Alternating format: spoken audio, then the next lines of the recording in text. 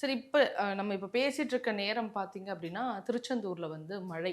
கோவில் உள்ளலாம் தண்ணி வந்துருச்சு, வெள்ளம் வந்துருச்சு அப்படின்னு சமீபத்தில நான் இப்ப வீடியோ பார்த்துட்டு தான் நம்மளுடைய நேர்காணலுக்கே நான் வந்தேன்.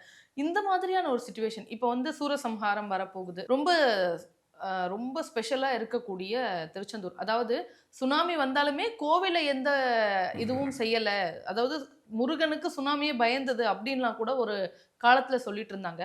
ஆனா இப்ப சமீபத்துல எடுத்துட்டீங்கன்னா, போன வருடமும் சரி, இந்த வருடமும் சரி, அந்த பகுதியில ரொம்ப மழை. திருச்செந்தூர் கோவிலுக்குள்ளேயே போக முடியாத அளவுக்கு மழை. திருச்செந்தூருக்கு வராதீங்கன்னு கூட கவர்மெண்ட் அனவுன்ஸ் பண்ணாங்க. இப்ப மறுபடியும் அதே சிச்சுவேஷன் தான் அங்க நிகழுது. எல்லாரும் முருகனுக்காக ஓட ஆரம்பிக்கிறாங்க. இந்த நேரத்துல முருகன் கோவில்லயே இந்த மாரி நடக்குது. இதுக்கு ஏதாவது ரிலேட்டபிள் இருக்கா சார்? இது நம்ம வந்து முருகன் அப்படின்னு ஒரு பர்டிகுலரா ஒரு விஷயமா நம்ம எடுத்துக்க வேண்டாம்னு வச்சுக்கோங்களேன். ஐயப்பன் கோயில்ல கூட நடந்தது. மழை அப்படின்ற மாதிரியான விஷயத்த வந்து அதுக்கு வந்து முருகர் தனியா, இவர் தனியா அப்படின்றது இல்லை. ஈவன் தோ அவங்க நம்ம வந்து இந்த முருகர் அப்படின்றவர் எல்லாமே வந்து பார்த்தோம்னா, அங்கே அங்க திருச்செந்தூரில் இருக்கக்கூடிய முருகனாகட்டும், அப்ப ஐயப்பமலையில இருக்கக்கூடிய ஐயப்பனாகட்டும், இவங்க எல்லாமே வந்து நாம போய் பார்க்கும்பொழுது அப்படின்றது ஒரு விஷயத்தையும் தாண்டி இருப்பவர்கள் அல்லவா? அவர்கள் எல்லாமே வந்து அதுக்குள்ளதான் அவங்கள நம்ம அடைச்சே வைக்க முடியாத முருகரையாகட்டும் யாரையுமே நம்ம வந்து அடைச்சு வைக்க முடியாது.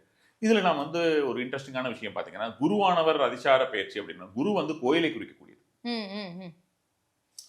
கோவில்கள்லயும் இந்த மாதிரியான பிரச்சனைகள் வரும் எதிர்பார்க்கிறேன் நான்.